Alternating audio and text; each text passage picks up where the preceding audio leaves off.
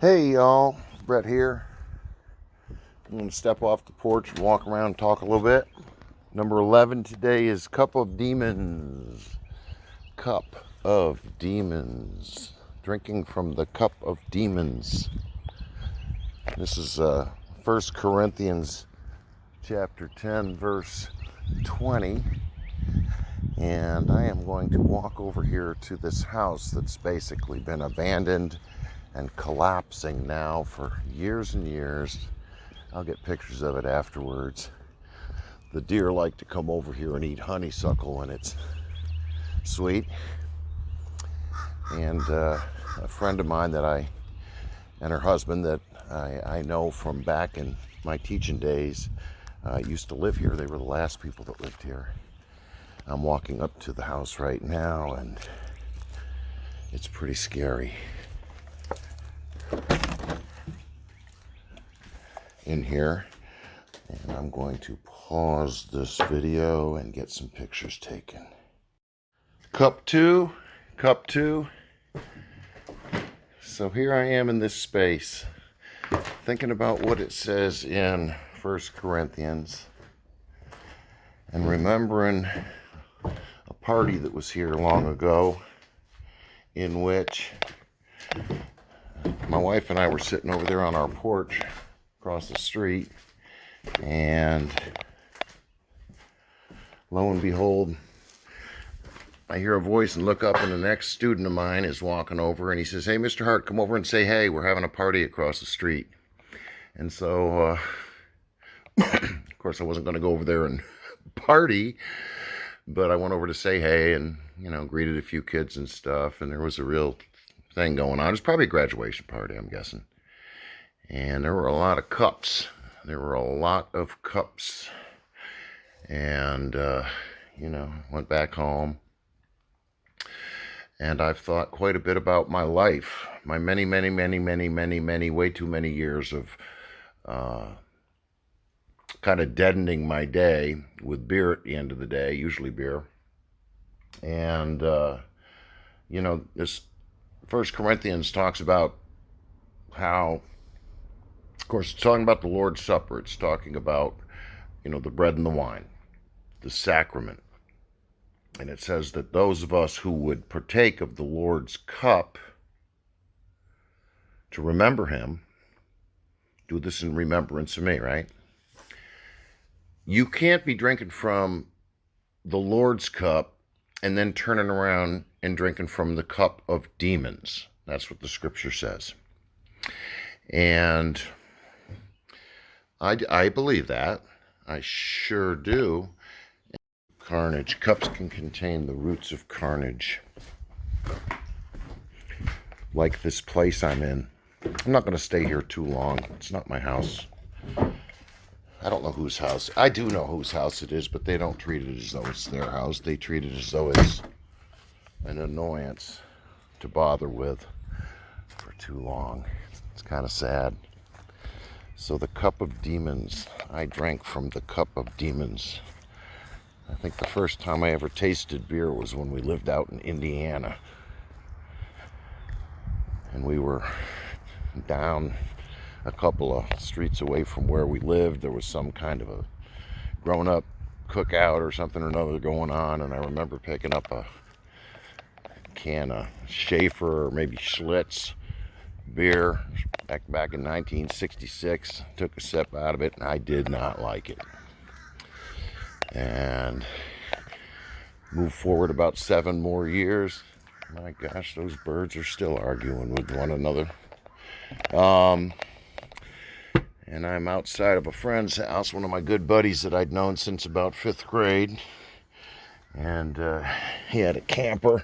His parents had a camper. And somehow or another, I think it was probably a friend's older brother we might have got it from. We had some little 8-ounce beers, like an 8-pack of 8-ounce beers. And we were feeling real brave, and we drank some beers. And I didn't really like the taste of it, but I can say that we had a good time that night. I don't remember what we did, but we were goofing around. And before I knew it, I was in high school and I was already quite fond of beers. I also remember around that same time mixing Tang with vodka and water, and then refilling the vodka bottle with water so that my friend's dad wouldn't spot that it was going missing.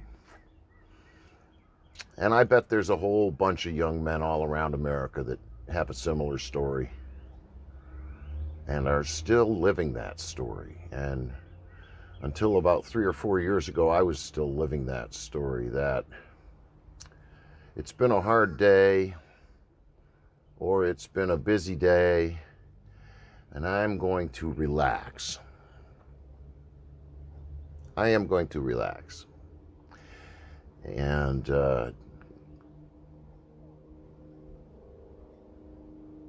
pull down my own hedges and barriers for a while and just kind of settle into a state of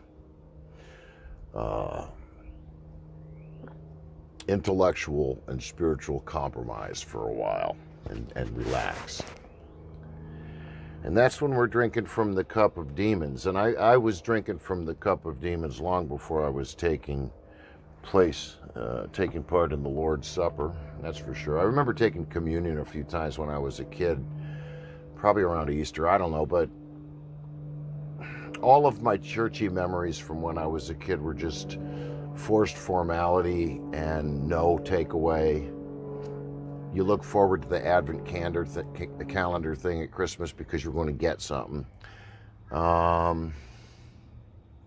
Easter eggs, Santa Claus. I believed in a lot of things, but I didn't believe in Jesus.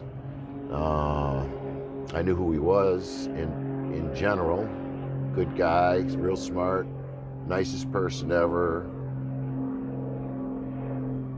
People followed him around. He did some unexplainable stuff. It seemed like a suggestion to me at that age, and I kind of didn't take it. I just went with the, sometimes you got to go with the flow was a mantra that was said to me many times when I was a kid. And here's another one. Sometimes you got to go along to get along. I heard that a lot of times when I was a kid when I wasn't getting along. It's because I wasn't going along. But as far as social drinking, I went right along with that. And that really became a complete foodstuff for me from about 1973 or 2 or 3, all the way through high school, all the way through college. It got worse and worse. It ramped up. And I was having more and more fun, I might add. Fun is a pretty dangerous thing to get too comfortable having. And then, as any veteran will tell you, I joined the Navy and for 8 years was, I think that drinking and even alcoholism is a sanctioned activity for many service members, male and female, officer and enlisted. And by the time I came out of the Navy the day before the invasion of Kuwait, I detached from the Navy the day before Saddam Hussein invaded Kuwait.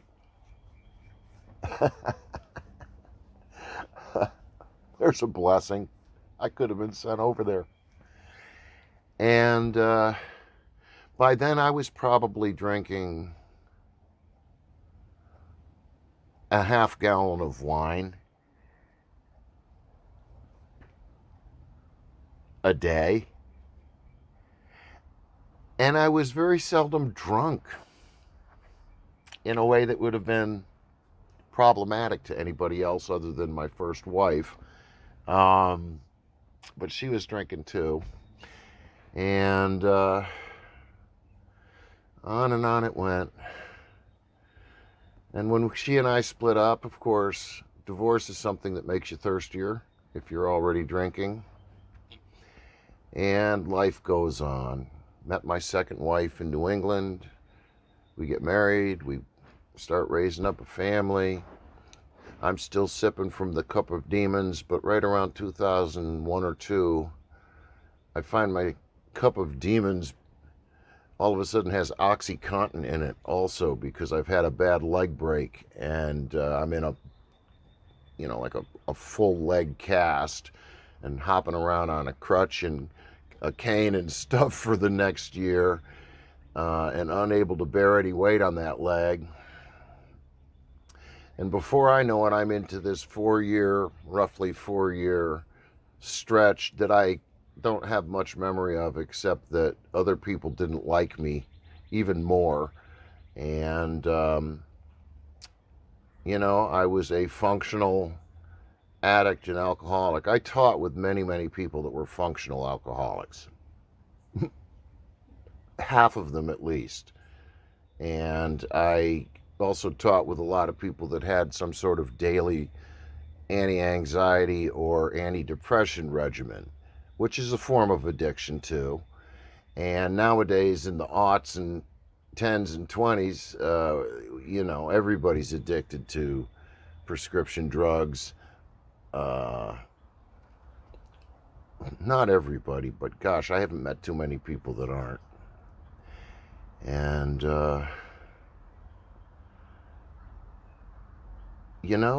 and then I, through a sequence of completely unscriptable interactions with other people, at least unscriptable by people, I find myself coming to faith and believing what it says in John 3:16, and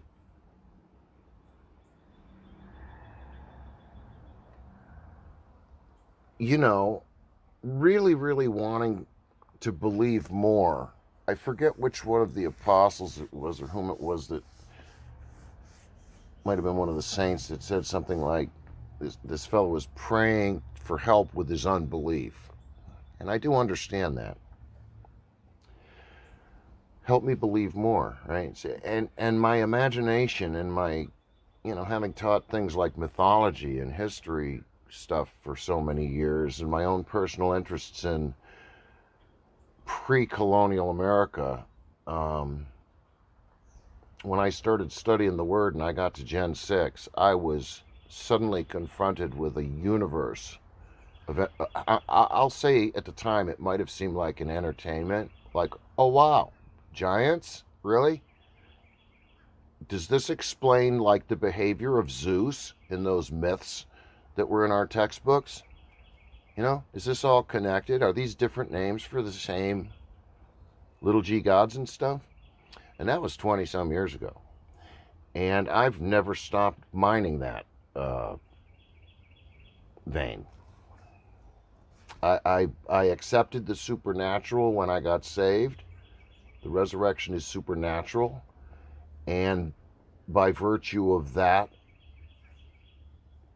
truth, I was able very easily to find no problem believing everything else that happened in the same book that's supernatural, that points at this defining supernatural event around 32 AD.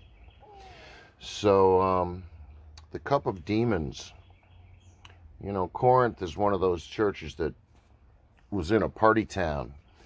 I think of the church at Corinth as being kind of like the mega church in my town, or maybe Richard Copeland's church down in Florida, Creflo Dollar's church, Joel Osteen's church, those guys, where everybody's living like grace should abound, you know what I'm saying? And a lot of cups being tipped. I was just saying to my wife yesterday when we were driving out to Virginia, we were passing a place in town that brews its own beer, and it was only about 1 o'clock, which is to say that people who had been in the churches of our town had only gotten out of there about an hour before and maybe gotten some lunch into them.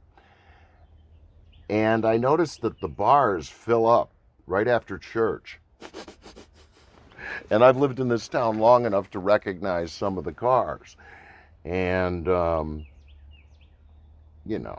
like I said, it's never about who. But I only say that to say that may well have been me. And, you know, you get all zealous when you're sitting around people that like to see you being zealous. But are you zealous for the word, or are you zealous for the brand? Are you zealous for the building you're in? Are you zealous for the, you know, the preacher that everybody seems to defer to in a whole bunch of ways and stuff? And everywhere I went, those cups of demons were really tipping. And, you know, folks seemed to really enjoy my company more when I was doing that.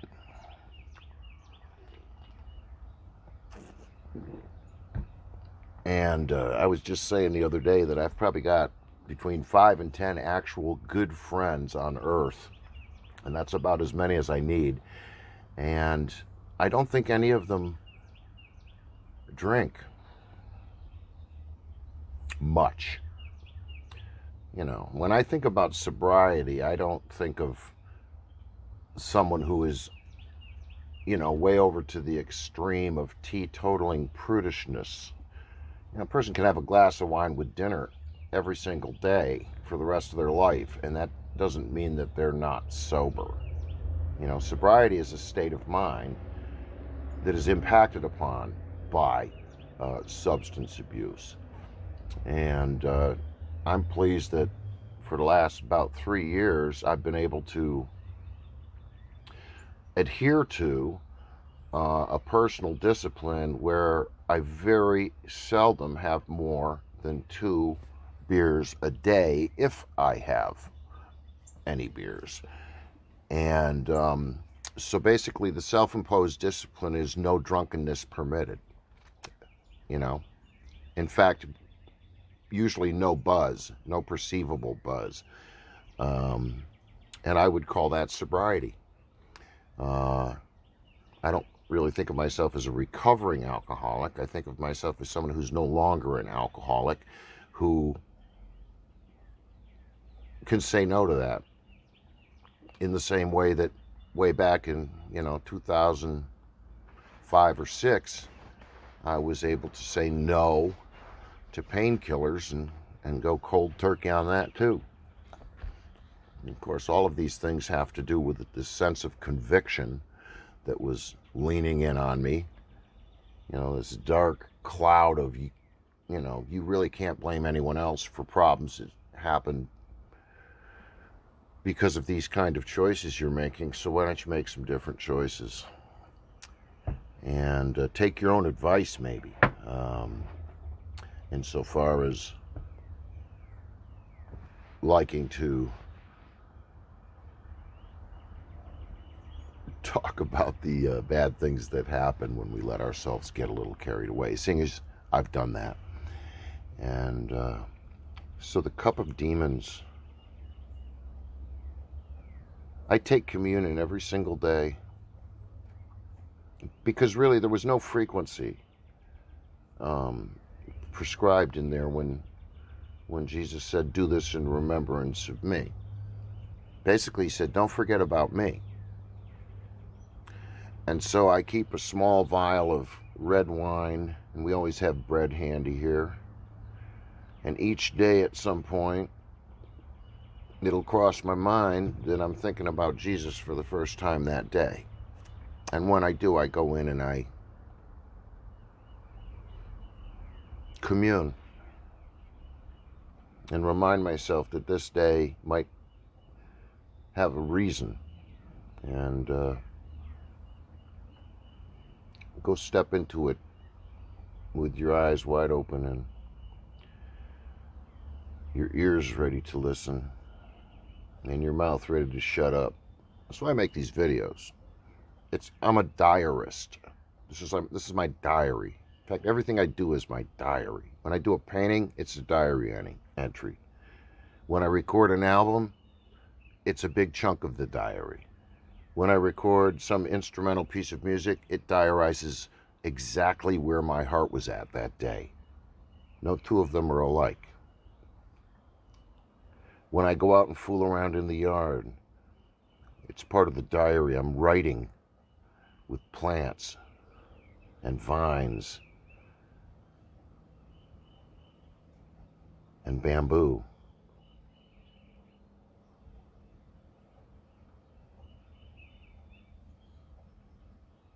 I like to create things. I really like to create things.